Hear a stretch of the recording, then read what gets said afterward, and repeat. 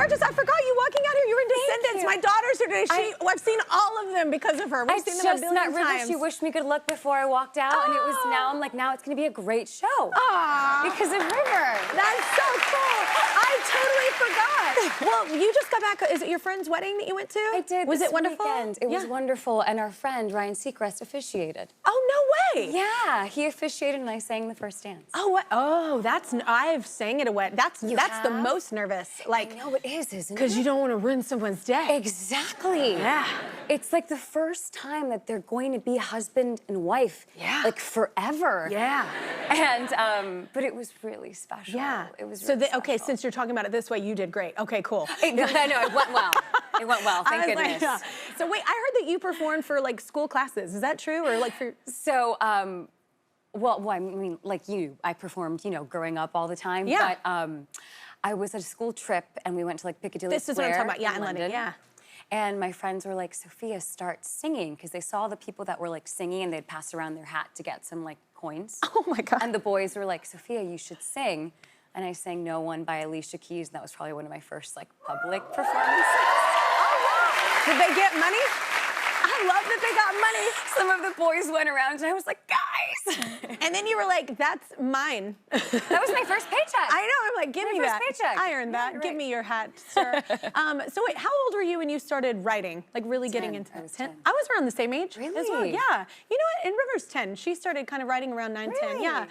I think it's such a good therapeutic outlet. Is that why you kind of started doing it? I was being babysat by my grandmother, and I was with my sister and her cousin, and it was kind of always the three of us, and something about that night inspired me to write a song called Leave Me Alone. Exactly. Therapy. Leave me alone. Leave me alone. Wait, what was like your first concert that you remember that you like freaked out over? It was Hilary Duff. Oh, really? Yeah. Oh, wow. Yeah. What is that huge? It was like the rain. It was Coming Clean. Yes. I like that. Yeah, no, it was like the best day ever. I think I was also like 10 or 11, and it was like peak Hilary Duff, peak Lizzie McGuire. Yes. And yeah, I just Mine fell in was love like with peak concerts. Celine Dion, and I was around that age. That's when you saw her? And I saw her. It was the Titanic tour, and I was like, well, this is what I want to do. I was like, this is the most magical thing ever. And you know, she's like very French Canadian, so it was like so dramatically beautiful, and I was just hooked. Wow, Yeah. I've never been lucky enough to see her You know live. what though? You also leave wanting to just feeling like you're not talented. So, So maybe it's best that I don't equally see. happens. I don't know how, but yeah, in tandem.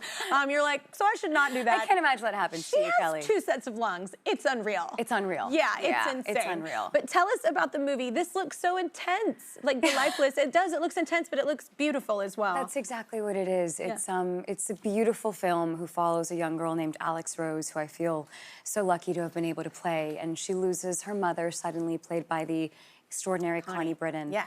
And essentially from the grave, her mother sets her daughter off on this journey of finishing all the items in a lifeless that her daughter wrote when she was 13 years old. Yeah. And it's a story of finding love through loss and learning to live again, and it just kind of reawakens you to life again. Ugh, I'm like crying thinking about it. Even that thing, I was like, stop watching.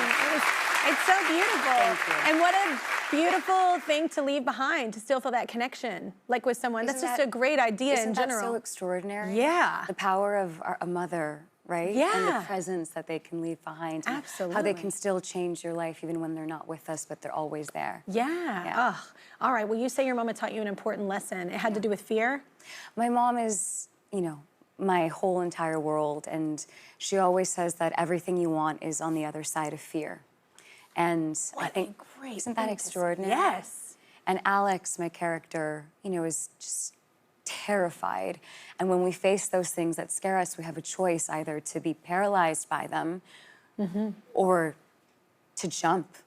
To leap, yeah. So that's what she does, yeah. Yeah, which is such a great lesson for all of us. It is. Ugh. I'm gonna grab your Kleenexes while you're watching that. But let's take a short break. You'll also be inspired, which is beautiful. The Lifeless premieres this Friday on Netflix.